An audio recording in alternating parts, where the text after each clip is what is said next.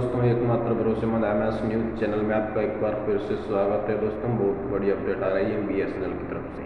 तो सही और पूरी जानकारी के लिए वीडियो को शुरू से लेकर अंत तक जरूर देखें। और यदि आप हमारे चैनल पर पहली बार विजिट करें तो दोस्तों चैनल को सब्सक्राइब कर लें और पास में लगे बेल आइकन को प्रेस कर लें, जिससे कि आने वाली हर लेटेस्ट अपडेट आपको मिलती रहे। तो चलिए दोस्तों, अपडेट की ओर बढ़ते हैं। चीन को एक और झटका, BSNL MTNL ने रद्द किया अपना 4G टेंडर। जी हाँ दोस्तों, भारत ने चीन को एक और झटका दिया है। BSNL और MTNL ने अपना 4G टेंडर रद्द कर दिया है। अब दोबारा नया टेंडर जारी किया जाएगा। जी हाँ दोस्तों, सरकार ने BSNL और MTNL को चीन की कंपनियों से सामान न खरीदने का निर्देश दिया था, जिसके बाद टेंडर को निरस्त कर दिया गया है। अब नए टेंडर में मेक इन इंडिया और भारतीय टेक्नोलॉजी को प्रोत्साहन देने के लिए नए प्रावधान होंगे। जी हाँ दोस्तों, गौरतलब है कि BSNL और MTNL पर सबसे अधिक चीनी प्रोडक्ट खरीदने का आरोप लगा था।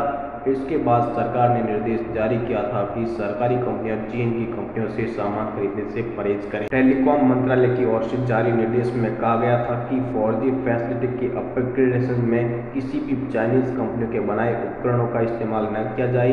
पूरे टेंडर को नए सिरे से जारी किया जाए। सभी प्राइवेट सर्विस ऑपरेटरों को निर्देश दिया जाएगा कि चाइनीज उपकरणों पर निर्भरता तेजी से कम की जाए।